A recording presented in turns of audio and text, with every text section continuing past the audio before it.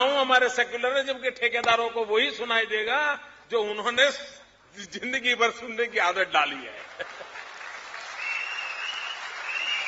महात्मा गांधी जो राम राज्य की बात करते थे, सेक्युलरों ने अर्थ किया, वो कहते थे राम का राज्य। महात्मा गांधी ने राम का राज्य नहीं कहा है, महात्मा गांधी ने राम राज्य की बात कही है। और मित्रों, गुड गवर्नेंस की बात करते हैं तब मैं कहूंगा मित्रों, एक बार इस राम राज्य की कल्पना क्या है उसका अध्ययन करने की मैं आप सबको रिक्वेस्ट करता हूं। गांधी को ये बात कहां से सूझी होगी? और कुछ लोगों को तो लगता है राम राज्य की बात करना मतलब सेक्युलरिज्म खतरे में, अब सेक्युलरिज्म संकट में आ गया। मित्रों, मैं कल देख रहा था, अभी हमारे प्रधानमंत्री जो बातें बोलते हैं, न्यूट्रिशन की बात बोल रहे हैं, चाइल्ड यानी बाल मृत्यु दर की बात बोलते हैं, IMR, MMR सब बातें बोलते हैं ना, जो आप पॉपुलर टर्मिनोलॉजी सुनते हो। साहब, आप देखिए रामायण में क्या बातें हैं और एक शासन कैसा, उसका क्या उदाहरण है रामायण में लिखा है। मित्रों, राम राज बैठे त्रैलोका, हर्षित भय गए सब शोका, बैरुन कर काहू सन कोई, राम प्रताप विषमता खोई। राम प्रताप विषमता खोई। मित्रों, आज सब कहते हैं कोई भेदभाव नहीं होना चाहिए, कहते हैं शासन कैसा होना चाहिए। मित्रों, इसका मतलब क्या है? ऐसा शासन जिसमें विषमता न हो, ऊंच नीच न हो, गरीब और अमीर के बीच भेद न हो, ऐसा शासन होना चाहिए। ये राम राज्य की कल्पना में लिखा है। अब मुझे बताइए कि ऐसा होना चाहिए कि नहीं होना चाहिए? और अगर ऐसा होने जाए, उसको राम राज्य कहे तो कोई कम्युनल है क्या? इतना ही नहीं मित्रों, उन्होंने एक जगह पे बड़ा मजेदार कहा है, आज जो चर्चा होती नहीं है माल न्यूट्रिशन वगैरह की, दैहिक दैविक भौतिक तापा, राम राज नहीं काहुई व्यापा, सब नर कर ही परस्पर प्रीति, चल ही स्वधर्म निरत श्रुति नीति।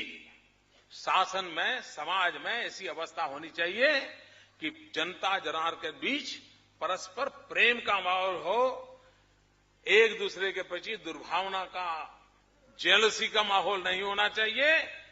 आगे उन्होंने कहा, चल ही स्वधर्म निरत श्रुति नीति, हरेक को अपने धर्म का पालन, और धर्म का मतलब हमारे यहां ड्यूटी है।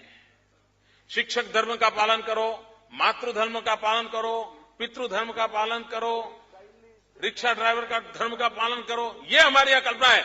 अगर आप अपनी जो जिम्मेवारी है, अपनी जो ड्यूटी है, उसका अगर पालन करोगे तो हरेक के सुख का उसमें गारंटी है। ये रामराज में कहा है।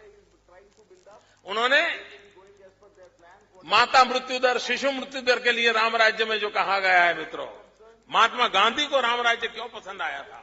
आज भी हमारे यहां माता मृत्यु की दर की चर्चा होती है। उन्होंने कहा था, अल्प मृत्यु नहीं कवनीयु पीरा, अल्प मृत्यु नहीं कवनीयु पीरा, सब सुंदर सब बिरुज शरीरा, अल्प मृत्यु नहीं कवनीयु पीरा।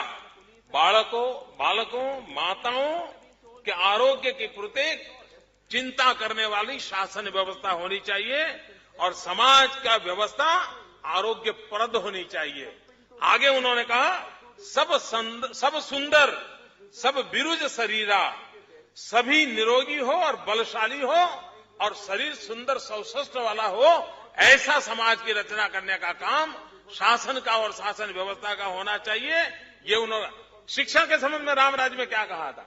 मैं सारा ह्यूमन डेवलपमेंट इंडेक्स का ही बोल रहा हूं, और चीज को हाथ नहीं लगाया। HDI जो आज पश्चिम की दुनिया जो HDI की बात करती है, उस HDI की मैं बात आपको समझाना चाहता हूं। राम राज्य में कहा है, सब गुणज्ञ पंडित सब ज्ञानी। सिर्फ हमारे यहां तो अभी क्या कहते हैं भाई, सबको अक्षर ज्ञान दो, पढ़ना लिखना आता है। राम राज्य में क्या कहा था? सब गुणज्ञ पंडित सब ज्ञानी। शिक्षा पर इतना भार था कि हर नागरिक पंडित बनना चाहिए, वहां तक उसकी शिक्षा होनी चाहिए, नर हो या नारी हो। आप कल्पना कर सकते हो, आज जो समाज में so called human development index की चर्चा होती है, उसके जो मूलभूत आधार है वो राम राज्य में पूरी परिभाषा तुलसीदास ने उस जमाने में की हुई है मित्रों। और तभी मुझे लगता है कि महात्मा गांधी के मन में ये जो कल्पना आई थी मित्रों, ये कल्पना का कारण भी यही था और इसी के कारण महात्मा गांधी ने कहा था। मित्रों, कुछ बातें हैं